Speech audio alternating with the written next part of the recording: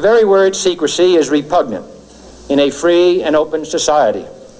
And we are, as a people, inherently and historically opposed to secret societies, to secret oaths, and to secret proceedings. We decided long ago that the dangers of excessive and unwarranted concealment of pertinent facts far outweighed the dangers which are cited to justify it. Today, no war has been declared, and however fierce the struggle may be, it may never be declared in the traditional fashion. Our way of life is under attack. Those who make themselves our enemy are advancing around the globe. The survival of our friends is in danger, and yet no war has been declared. No borders have been crossed by marching troops. No missiles have been fired. If the press is awaiting a declaration of war before it imposes the self-discipline of combat conditions, then I can only say that no war ever posed a greater threat to our security. If you are awaiting a finding of clear and present danger, then I can only say that the danger has never been more clear, and its presence has never been more imminent. It requires a change in outlook, a change in tactics, a change in missions by the government, by the people, by every businessman or labor leader, and by every newspaper. For we are opposed around the world by a monolithic and ruthless conspiracy that relies primarily on covert means for expanding its sphere of influence, on infiltration instead of invasion, on subversion instead of elections, on intimidation instead of free choice, on guerrillas by night instead of armies by day. It is a system which has conscripted vast human and material resources into the building of a tightly knit, highly efficient machine that combines military, diplomatic, intelligence, economic, scientific, and political operations. Its preparations are concealed, not published. Its mistakes are buried, not headlined. Its dissenters are silenced, not praised. No expenditure is questioned, no rumor is printed, no secret is revealed. Formerly acknowledged as the Star of David, the move to adopt this symbol for the flag of Israel angered many Jews who realized that the symbol is in fact not the Star of David, but a hexagram symbol that was used in the ancient mystery religions. Many anti-Zionist Jews have since gone on to participate in annual flag burning rituals. It is in the biblical figure of Solomon that we can trace the true origins of the six-pointed star or hexagram. Solomon called the star the talisman of Saturn, or what became known as the Seal of Solomon. As we see, the bull's head is enclosed in a six-pointed star and surrounded by the letters composing the name Remphan, the planetary genius of Saturn, according to the alphabet of the Magi. The bull represents Moloch worship, which we will look at shortly, but first we need to examine two passages from the Bible that provide more detail on Solomon. Kings 11, 1-5 in the Bible features this passage. But King Solomon loved many foreign women, as well as the daughter of Pharaoh, women of the Moabites, Ammonites, Edomites, Sidonians, and Hittites, from the nations of whom the Lord had said to the children of Israel, "You shall not intermarry with them, nor they with you. Surely they will turn away your hearts after their gods." Solomon clung to these in love, and he had 700 wives, princesses, and 300 concubines, and his wives turned away his heart. For it was so, when Solomon was old, that his wives turned his heart after other gods, and his heart was not loyal to the Lord, his God, as was the heart of his father David. For Solomon went after Ashtoreth, the goddess of the Sidonians, and after Milcom, the abomination of the Ammonites. Ashtoreth here is a female goddess and the same goddess as Ishtar in Babylon, Isis in Egypt. The Romans called her Diana, and the Greeks Artemis, and the symbol is Venus. Milcom here is a male god, and its root word means king or Baal. It is the same god that is referred to as Moloch, or Nimrod in Babylon, Osiris in Egypt, Baal in Sidon.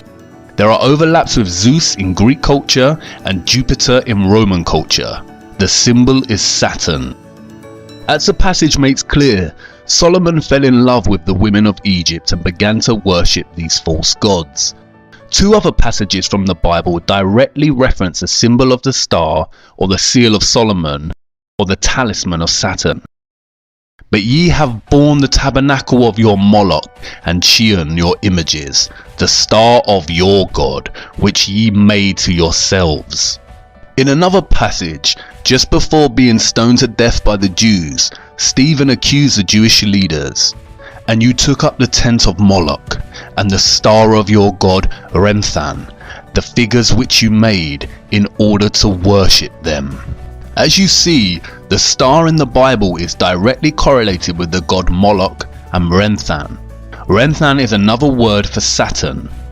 If you study the geometry of the star, you realize it has 6 points, forms 6 equilateral triangles, and its interior forms a 6-sided hexagon. The 6 points, 6 triangles, and 6 sides of the hexagon equate to 666, the specific number that the Bible designated as the mark of the beast, or Lucifer's number. As Revelation states, "Here is wisdom. Let him that hath understanding count the number of the beast, for it is the number of a man, and his number is 666. Kings in the Bible specifically link Solomon with this number.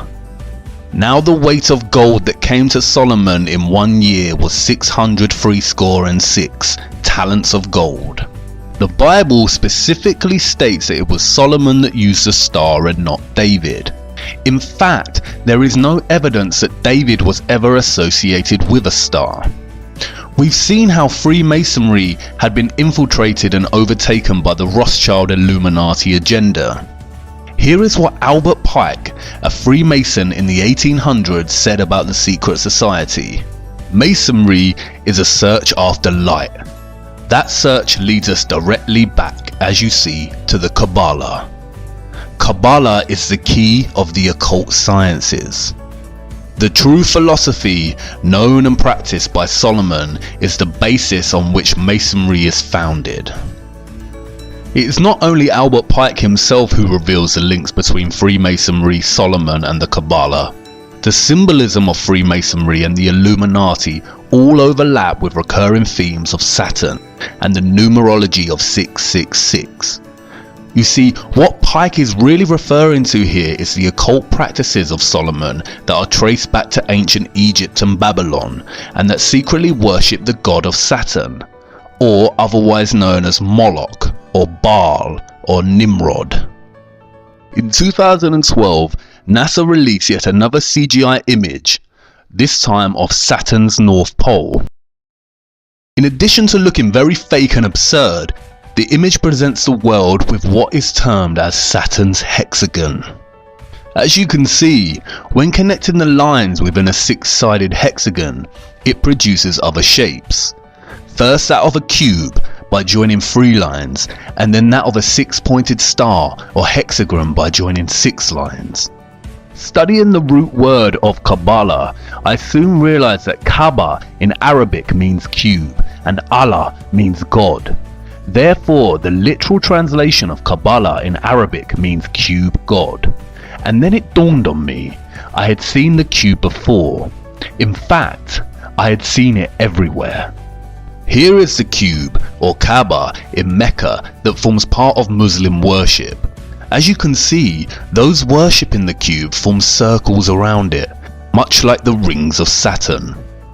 Here are Orthodox Jews in their morning prayer, using the tefillin, or the black cube with scrolls inside attached to their foreheads. Here is the Pope, with the 6-pointed seal of Solomon on his hat.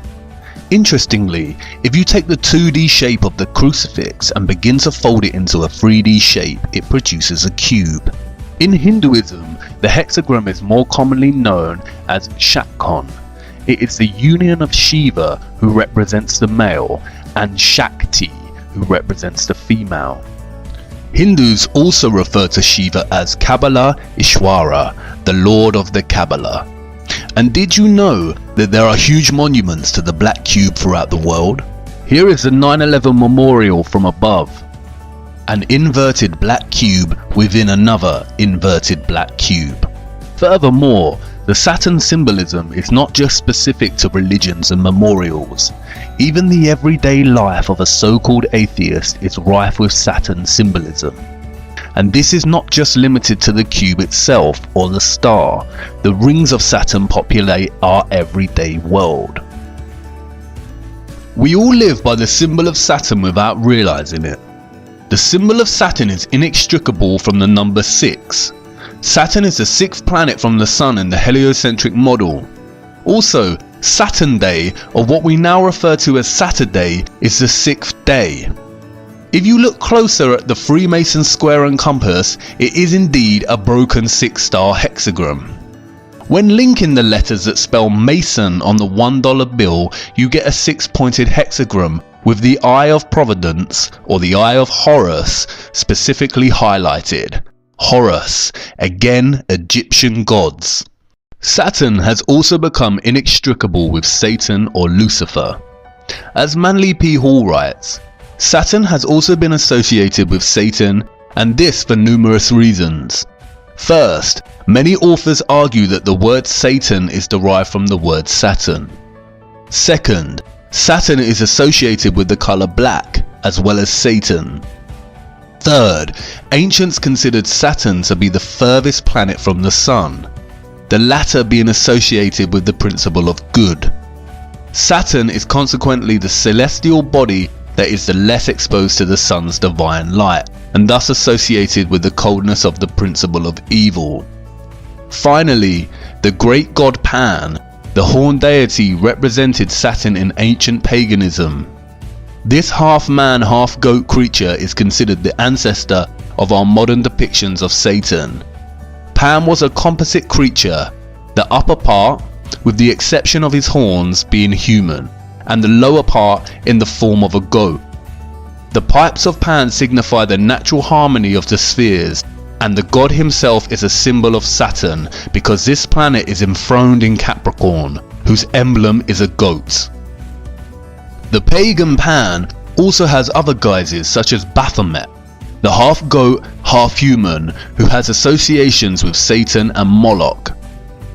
Like Saturn, Illuminati Freemasonry symbolism is prevalent throughout our society in the form of corporate logos and, as Albert Pike said, Freemasonry is the following of the philosophy of Solomon. It is also inextricable from the symbolism of Satanism. Here are some of the most recognized corporate logos we come across in our society today. Rebranding of old Masonic symbols and the emphasis on 666. 666, or the mark of the beast, is repeated throughout corporate symbolism. For instance, World Wide Web, or WWW in Jewish gematria, is 666. It is also used for the logo of the Monster energy drinks. It is also a recurring motif along with the single one eye of Providence. Many celebrities and politicians have been photographed making the 666 hand sign around the eyes. The sign forms a 6 and the 3 fingers indicates 3 score, or in other words, 666. Zechariah 11:17 mentions the eye in specific reference to straying from God and into Satan worship. Woe to the idle shepherd that leaveth the flock. The sword shall be upon his arm and upon his right eye. His arm shall be clean dried up, and his right eye shall be utterly darkened. And as we see again, many celebrities and famous people covering one eye, a gesture paying homage to the Eye of Horus, the Eye of Providence, and the darkened right eye of Satan. We also see many make the Horn of Canuto hand sign representative of Satan.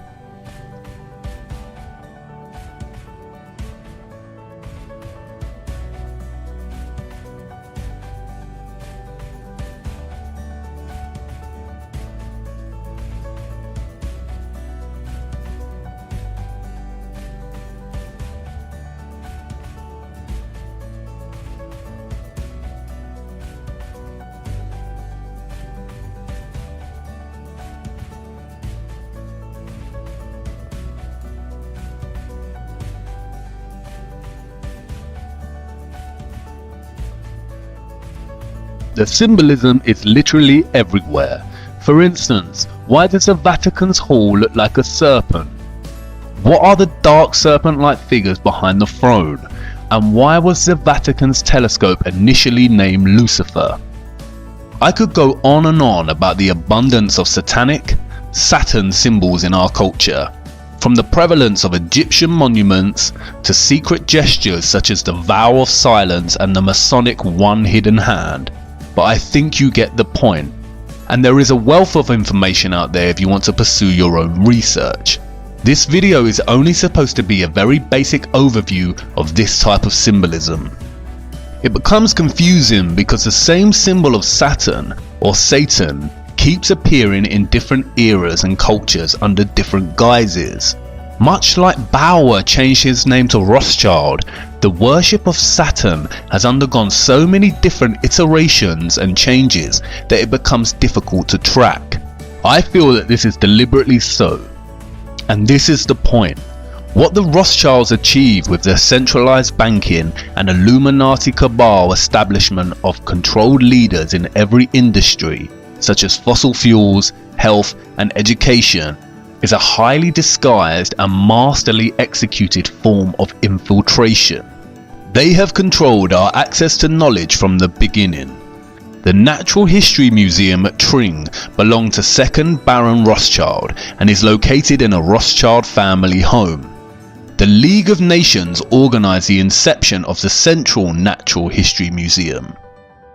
E.L. Rothschild Limited, a private funded family investment company and established by Sir Evelyn de Rothschild and Lynn Forrester de Rothschild, oversees a variety of Rothschild's global investments.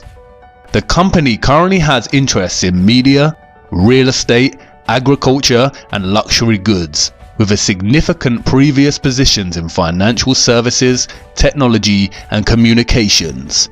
They even own 70% of Weather Central and all of its communications.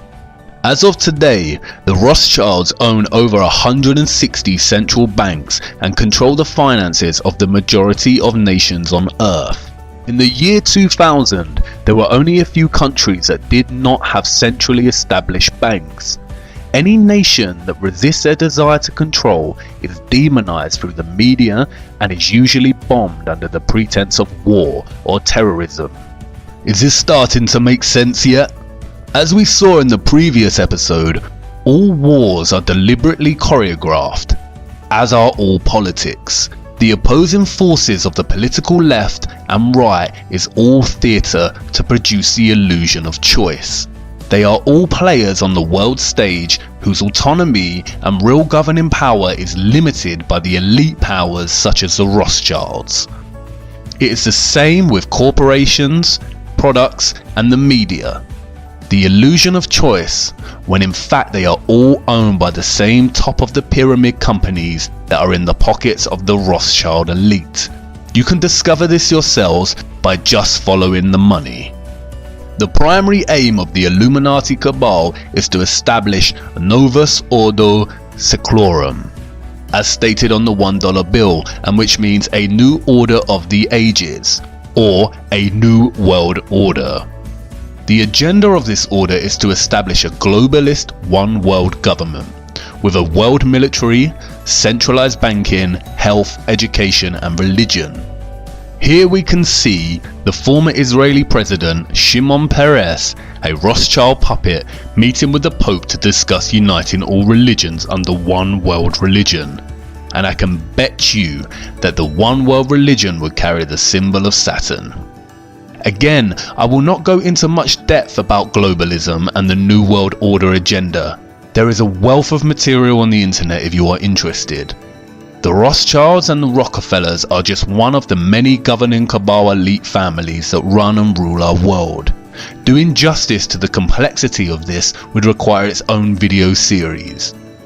My main objective is to give you a brief overview of the Rothschilds power complex and its grip on our world, and to show you the prevalence of satanic symbolism that stems from this power complex, as it is the key to understanding the lie behind the heliocentric model of the Earth, and why they would deliberately hide that our Earth is a flat, disc-like plane.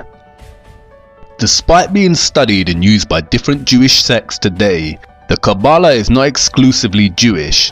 It has ties that go beyond Judaism. Jewish mysticism originated with the apostate Israelites and ancient Egypt and Canaan during the time of the serpent religions of the Ammonites, the Canaanites and Egyptians, all of which trace back to Babylon. And, as I have shown you, this is evident in the symbolism. Does this mean that Orthodox Kabbalah Jews secretly worship Saturn or Satan? No. What the Rothschilds and their puppets have successfully achieved is a worldwide worship of Saturn or Satan in its various guises through deception and infiltration without the world knowing it. I am not suggesting that Jews in general worship Satan, especially in their study of the Kabbalah, nor am I suggesting that Muslims in their prayer to the Kaaba or Catholics visiting the Vatican are Satanists.